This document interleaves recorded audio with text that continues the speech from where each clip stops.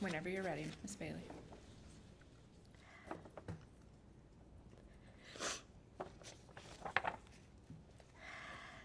Your Honor, I am Stacy Bailey. I am Tristyn Bailey's mother, or as her friends called her, T.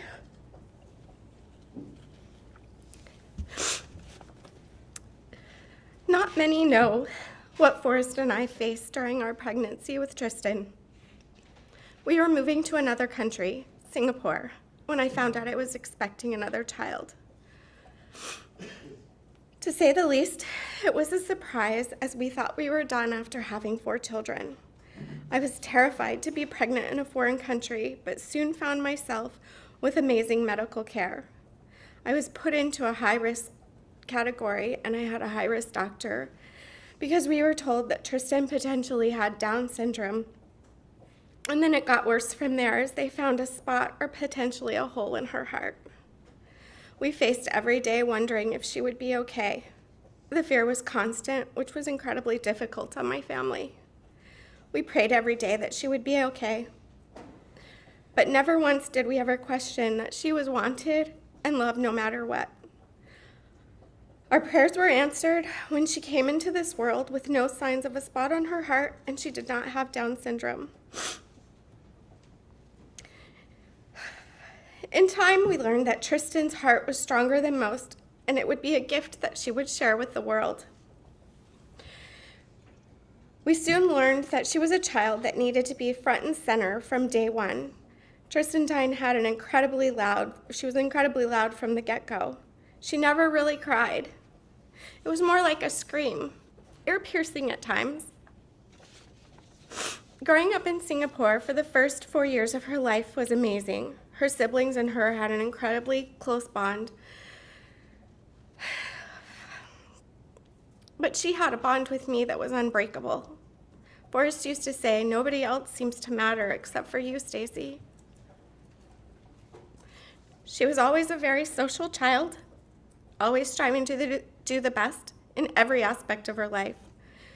She joined the cheer world at a very young age and pushed herself to be the best that she could be while always encouraging others. At school, she had excellent grades and had many friends. One of the things that stood out to me the most was how she fiercely protected others from being bullied. Tristyn truly had a heart of gold. For me, I have always loved being a mother and vowed endlessly to love, teach, and protect my children. I spent so many weeks traveling with Tristyn for cheer over the years. I was lucky enough to have a lot of one-on-one time with her. During these times, we would have conversations about friends, school, the good, the bad. I will never forget conversations about one boy in particular who was always getting in trouble in her class for years. I always ended the conversation with, "Just be kind to him. He probably needs friends. He probably doesn't have many." Little did I know that she did that over the years. At Tristyn's celebration of life, a boy waited in a long line of people to speak with me. To be honest with you, he's the only thing I really remember from that day. Everything else are just brief flashes of memories. He waited for so long to speak with me, and the tears poured out of his face. His words still resonate with me to today. He said, "She was my best friend. She was my only friend." I spent more than a month trying to figure out who this boy was. It turned out to be the same boy that we had talked about so often. At that moment, I knew just how extra special my daughter was and how she truly learned a valuable lesson of just be kind. I will treasure these moments and lessons taught for the rest of my life. I, however, failed in one lesson. I did not know that I needed to teach Tristyn to be afraid of the evil in her own school, to be cautious and fearful of the people you think are your friends. Aiden Fucci, you betrayed us all. I have seen the traumatic impact of Aiden's horrific actions and how they have affected all that knew and loved Tristyn. I have watched her friends become afraid to go to school and fearful of who they could and could not trust. I have watched the depression, the PTSD, the anxiety take over so many. Worse than anything, some of these feelings go so deep that several kids have tried to take their own lives from this incident. I carry the weight of this on my shoulders every single day. The guilt eats away at me. While I know it is not my weight to bear, it doesn't change the fact that I feel this. I feel that I have to protect and be there for each of her friends to let them know how much they mean to me. Aiden Fucci has destroyed so many lives by his vicious choice to take my child's life.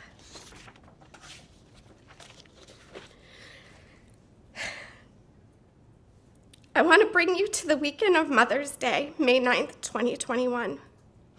It was Friday night, and we were preparing for an event at our business. Tristyn came to me asking me if she could go to Food Truck Friday because all of her friends were going from school. I immediately said no because of our work event, and I could not go with her. You see, she had only gone one other time, and I was not willing to let her go without supervision. She begged to go with one of her friends that I had not met, but said that I could meet her parents as they would be watching over her. I agreed that if I met the parents and felt comfortable, I would consider letting her go. I drove to her friend's house, I met the mom, and we agreed that the girls could go as the dad would be taking them and bringing Tristyn home too. It was reassuring to meet another family who had the same parenting style as us. This night is where the weekend starts to crumble in hindsight. You see, Your Honor, many kids that night planned to sneak out, not thinking anything could go wrong. They just thought they were going to be having fun and hanging out together. Saturday night arrives. It was just a normal day around our house. I can remember Sophia and Tristyn planning what they were going to be making me for a surprise breakfast that next day, Mother's Day. They asked me to stay in my room until it was ready. Later that day, we went to dinner, and then we went to see our daughter Alexis and her new litter of Sphinx kittens. We didn't stay long because we were all tired. How I wish I had never gone to bed and stayed up longer. The next morning, Sophia prepared breakfast by herself, as Tristyn never came down to help. Needless to say, my Mother's Day morning was soon filled with panic as my son informed us that Tristyn was not in her room as he went to tell her it was time for breakfast. I thought to myself, this can't be. She must be in the bathroom or her sister's room. I immediately ran upstairs to indeed find she was gone. We all frantically were yelling for her and running through the house with no reply from our precious daughter. Forrest yelled for me to call the police, and this is where our nightmare went into full force. My heart was pounding with every second that passed, pleading with the police to help me. We soon found ourselves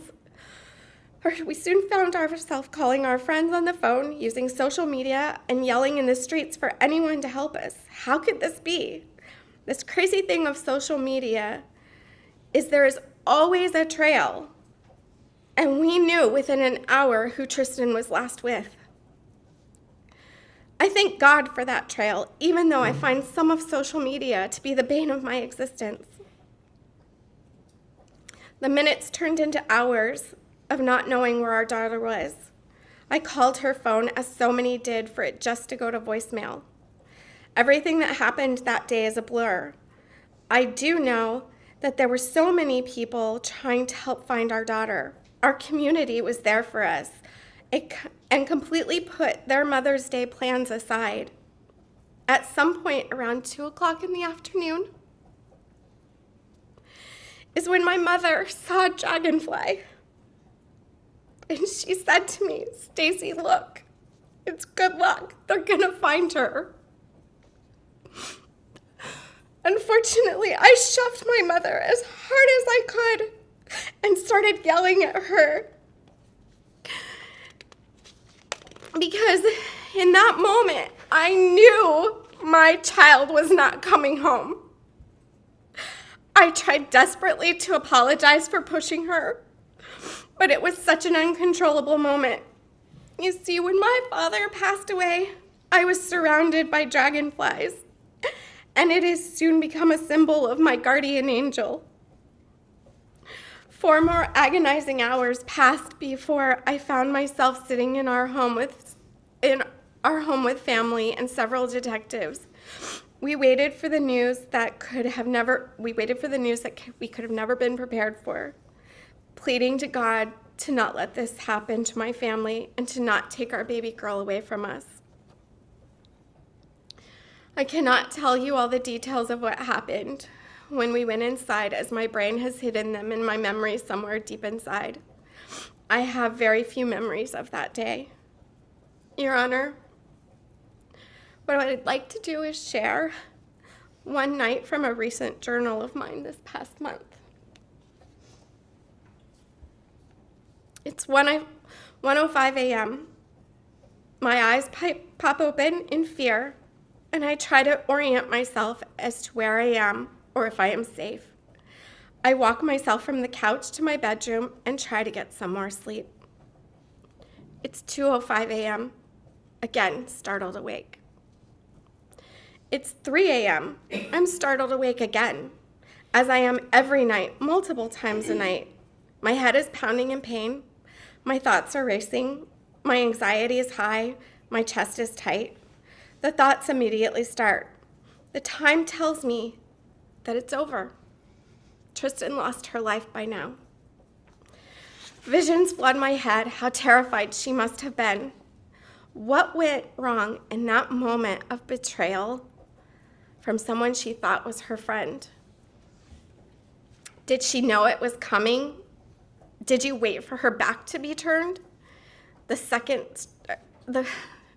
first strike of the knife, the fearful shock she must have had. The second strike, what is happening? I can only imagine she tries desperately to fight him off. Why is this happening? He continues to strike over and over and over as she continues to fight. My chest pain grows tighter, and the tears are now flowing. Was she screaming for help? Did she try to reach for her phone to call for help? Tristyn's desperation to live and get away from him continues until he overpowers my child. He continues stabbing her even when there is no fight left. These visions are embedded in my mind. Her beautiful blonde hair, her smile, her irresistible laughter have all been snuffed out. The guilt I have that I was not there to protect Tristyn plagues me.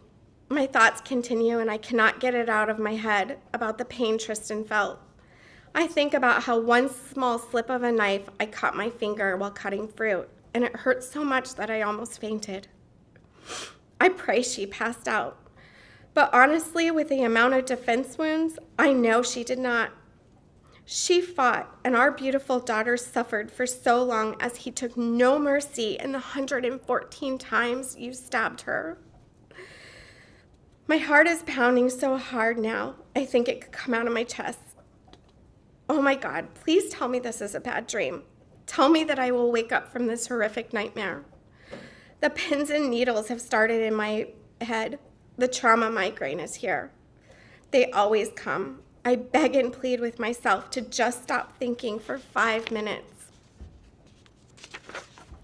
so that the pain goes away. It only increases until sharp stabbing pains take over my head, which can bring me to my knees and screaming in pain. This is my new normal, every day, all day. My new life, sentenced to the torture of my child being murdered. Please stop thinking. Just go to bed, just for a few moments to relieve the pain. It's now 3:46. I try to close my eyes, but it only lasts for a brief moment as the fear is overwhelming. The darkness scares me. What is waiting to harm me out there? Will I ever have peace? No. How can I without Tristyn? It's 4:15 a.m. Sirens are going off that send me running to the living room only to find out it was on the TV. The panic is now starting to elevate to the point I can't control my anxiety. Images race through my mind of the helicopters, the police sirens, the bloodhounds, and worst of all, the police asking me to come in my house. I remember falling to my knees, begging them not to make me go inside. I knew that meant she was never coming home at that horrific moment. The darkness of the night surrounds me, and I live in constant fear of what might harm the rest of my family. A memory flashes and enters my mind as Detective Hannah knocked on my door at 3:40 in the morning that night to let us know that an arrest had been made. God, please make this stop. Wake me up from this nightmare. I want to run and find Tristyn, but then I am met with the reality she is gone. Am I losing my mind? This cannot be real. I question God. Why, oh why, did you not protect her? How could you let evil touch her? Why, God, why? This is my sleep pattern every single night for 97 weeks. Sleep deprivation at its finest. The sleep deprivation is taking a toll on me mentally and physically. I do not recognize the person looking at me in the mirror. How I wish it was someone else. The sleepless nights bring black circles under my eyes, and the swelling from the constant tear and the stress have aged me beyond my years. I have memory loss, and I live in constant brain fog. Trying to put complete thoughts together can be very challenging. I now suffer from pins and needles in my head many times a day, along with chronic migraines. My hair is breaking and falling out due to all of the stress and anxiety. The PTSD from Mother's Day has had many impacts. I run into my house at the first sign of a helicopter or sirens, and I now have a genuine fear of being outside in the dark. I check my children's location multiple times a day just to know that they are where they are in case something happens to them. Seeing police cars can send me into a panic, thinking that something is terribly wrong. The depression can be debilitating at times, and I feel like my life has spun out of control. My home, which was once where we all gathered in comfort, is now a place of hurt that Tristyn is no longer there. The door to her room remains closed. It is exactly as she left it. Her bed is unmade. Her bath towel she used on May 8th is at the foot of her bed. The suitcase is still packed from the weekend before when we attended Summit with Infinity All-Star Cheer. I can't bear to change one thing, not even washing her clothes in the hamper, as it would wash away the scent of her. Many times I find our cat, who knows how to open Tristyn's door, in her room as if she's just waiting for her to return. I do not know if we will ever have comfort in our home again. My children were once full of life and laughter, and now they are full of despair, anger, depression, PTSD, and anxiety. Bailey Family Fun Day was every Sunday in our home. A day where we would all come together and have a meal and spend time together. Sunday will never be the same for us as we have a missing link in our family. The Sunday of May 9th, 2021 has made us dread every Sunday. How will it ever be whole again?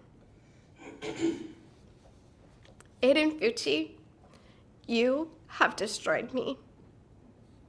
You have destroyed my family. You have destroyed Tristyn's friends. You have destroyed the community that we live in.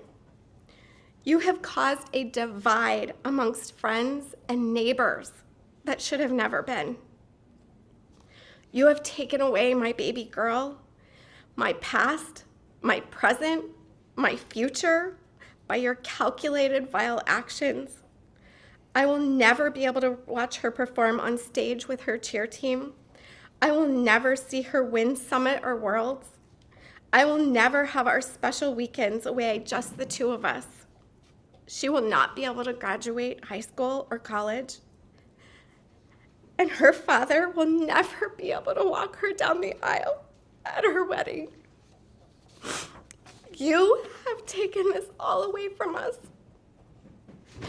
I will never understand the heinous choice you made that day or why my kind daughter was the one that you chose. I will spend the rest of my life grieving our beautiful daughter, longing to hear her voice and hold her in my arms. Aiden Fucci, your deplorable actions are unforgivable, and I will pray every day that you stay in prison for the rest of your life and never be able to harm anyone else in this world again. Your Honor, I plead with you. Please consider everything that he has done to our daughter and to our family. Aiden Fucci made a heinous decision on May 9th, 2021, and took the very life that I brought into this world. Please do not for 1 second think that he could be rehabilitated at any point. He is beyond saving.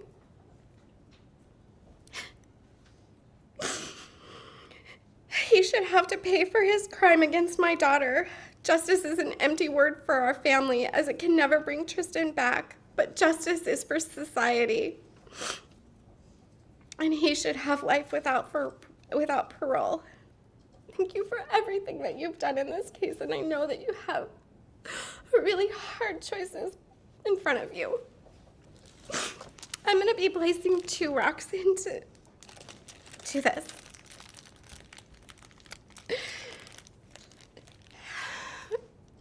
This rock, this white stone, is for her sister, Sophia, who will never have the opportunity to be a big sister again, and you stole that from her.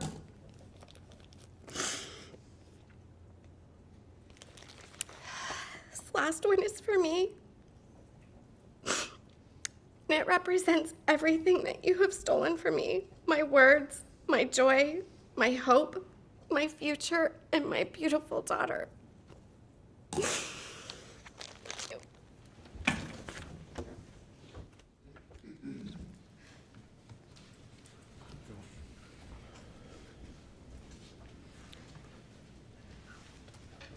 We would call Forrest Bailey.